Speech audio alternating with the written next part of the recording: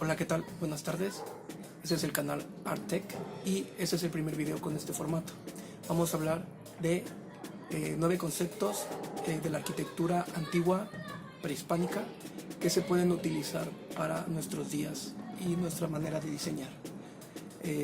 Esta es la primera vez que hacemos este tipo de videos y espero que les agrade.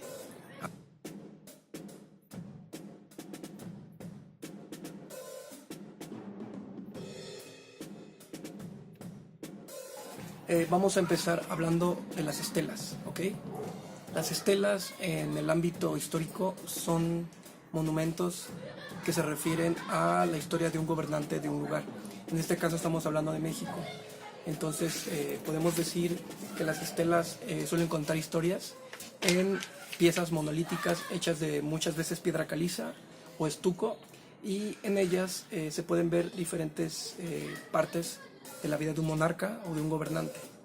En el aspecto arquitectónico actual se pueden utilizar para poder crear diferentes conceptos de diseño en exteriores, en jardines, en partes donde ya no se usan. Normalmente la gente en México construye espacios que son simplemente para habitar. Entonces, qué mejor que rescatar este tipo de estructuras que pueden ser ya sea en piezas monolíticas o en relieves sobre muros. Entonces es un concepto arquitectónico muy importante, ya que contiene historia de la vida de nuestras culturas antiguas. Entonces podemos hablar en los mayas, de los toltecas, podemos hablar de los teotihuacanos, que no solamente hacían murales.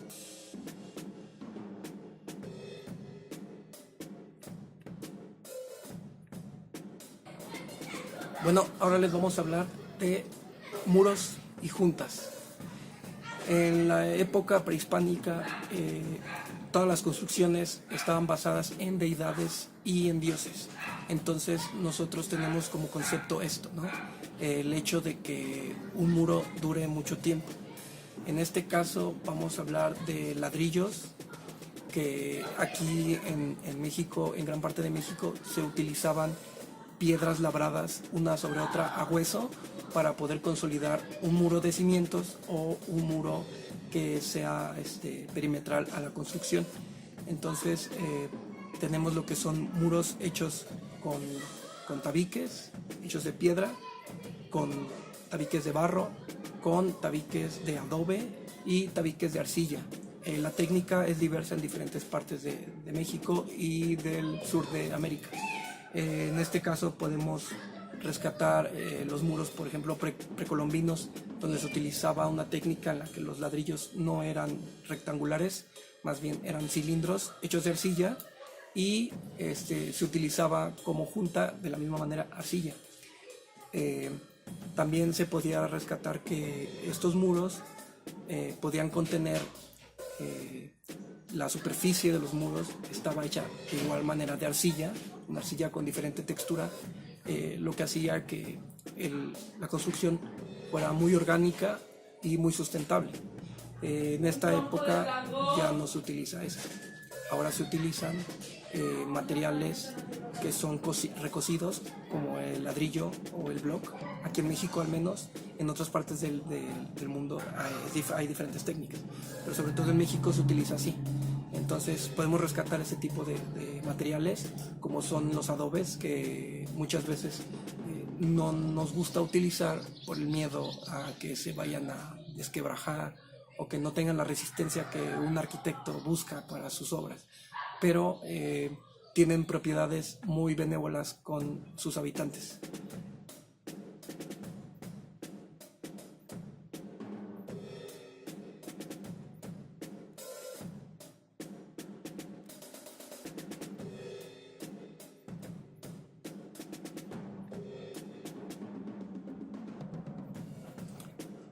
Bueno, vamos a mencionar ahora las columnas. Las columnas son los elementos que soportan las cargas de una construcción o de un elemento estructural. En este caso, lo que podemos rescatar de nuestra cultura prehispánica acerca de las columnas, pues son que hay columnas que están hechas con piezas cilíndricas labradas en piedra caliza de igual manera, donde se le colocaba un elemento interior que va en medio, que esto hacía sostener toda la estructura de la columna. Entonces podemos como rescatar esto. Ya existen diversas maneras de construir columnas de esta forma, pero se basan más en la arquitectura de Occidente. Esto quiere decir, como por ejemplo las columnas salomónicas, las columnas dóricas, corintias, ese tipo de columnas que todavía existen en ciertos lugares, que son como de gente que tiene pues dinero, no tiene poder adquisitivo para poder tener ese tipo de detalles en sus casas. Pero aquí lo importante es rescatar la manera en la que se pueden contener estas cargas, ¿no? Hay otras maneras de construir donde las columnas eran elementos rígidos, de varias piezas también, pero en su exterior, en la parte externa, lo que los cubría eran piezas labradas en diferentes materiales pétreos. En este caso podría ser también piedra caliza, y esto hacía que tuvieran un motivo encima. Entonces podríamos también contener en nuestras estructuras este tipo de diseños, no necesariamente hechos de esta forma, pero en sí rescatar el concepto de tener una marca encima de los elementos. Ese es el punto. Y también podemos rescatar otro tipo de columnas, que son las columnas serpiente.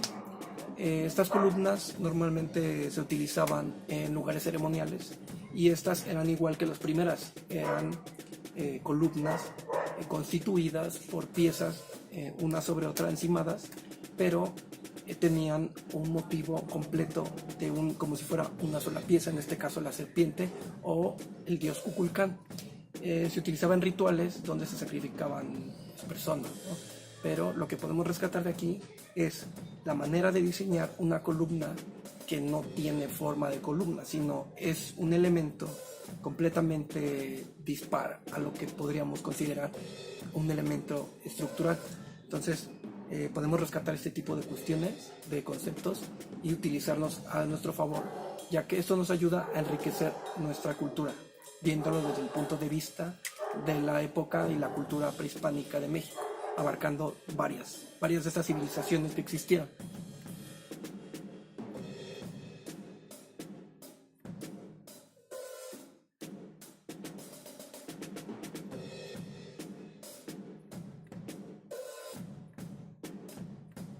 ¿No? Otro elemento que es muy interesante de analizar y de comprender son las bóvedas y los arcos. ¿Por qué? Porque las bóvedas contienen pasillos por debajo de ellos, con lo que podemos crear puntos de interés o circulaciones que nos hagan tener un hito dentro de nuestros elementos arquitectónicos. Entonces podemos ver cómo se construían estas bóvedas, que consistían normalmente en aprovechar el terreno y crear una zanja. Sobre esa zanja colocar elementos labrados de piedra caliza, y de tal manera que quedaran a hueso, crear formas que podrían soportar el peso de la misma estructura. Entonces esto provocaba que fuera fácil de realizar en la cuestión de la estructuración del concepto arquitectónico. Elaborarlo sí llevaba su complejidad técnica, pero podemos aplicar, ya se aplican en esta época, pero no con esos conceptos que tenían nuestros antepasados. Entonces podemos rescatar este tipo de maneras de construir y de elementos arquitectónicos. Los arcos de igual forma podían contener esta misma forma, ya que es una evolución de las bóvedas, los arcos, porque los arcos no tienen las mismas formas, que son prácticamente un rectángulo y encima del rectángulo un trapecio. Entonces este tipo de formas o de estructuras nos ayudan a comprender cómo podríamos crear espacios o circulaciones para nuestros proyectos arquitectónicos.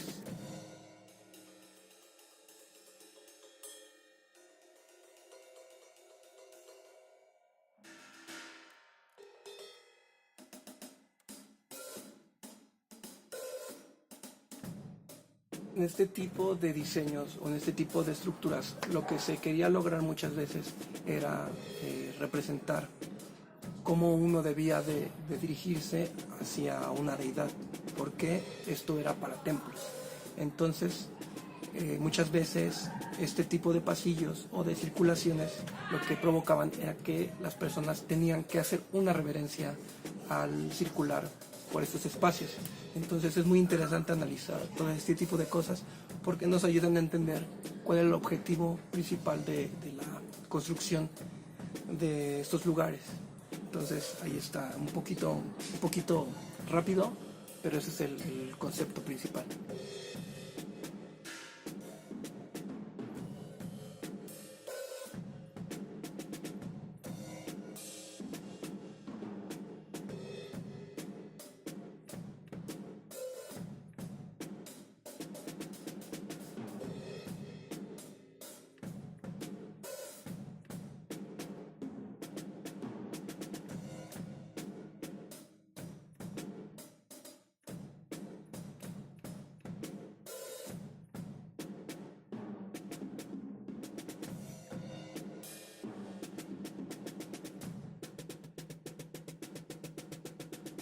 También podemos mencionar otro tipo de conceptos que van de la mano con los observatorios, en los que podemos observar cómo la gente cuando construía este tipo de lugares o los arquitectos que diseñaban este tipo de lugares, la intención que tenían era que se alinearan de tal manera los astros que un tipo de luz entrara por una abertura, ¿no? Y llegara hasta donde estaba el observador o el astrónomo.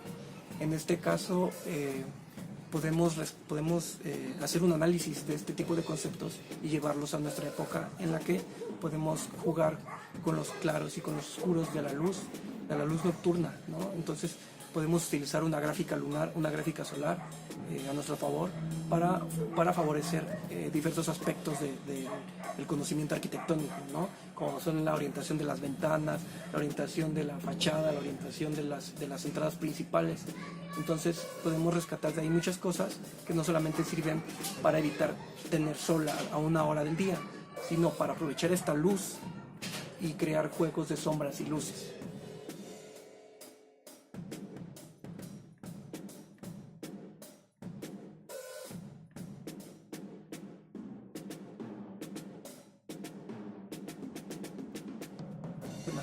Cisternas o tinacos. Aquí en México se les llama tinacos, ¿ok? Entonces, en la época prehispánica, lo que podemos rescatar como concepto es aprovechar el agua de lluvia o el agua pluvial, que se le llama en el lenguaje técnico. En la antigüedad, esto se lograba creando una estructura hecha de piedras. Primero se tenía que hacer un hoyo o una zanja muy profunda que servía como aljibe o como tinaco, si lo quieren ver de esa manera, y en el cual en la parte de encima se colocaban piedras. Eran un conjunto de piedras, una cama de piedras en el que se podía observar una especie de pendiente que iba hacia el centro. En el centro de la pendiente había una abertura y en esa abertura, por la misma pendiente, el agua de lluvia se captaba y se podía utilizar a través de un pozo.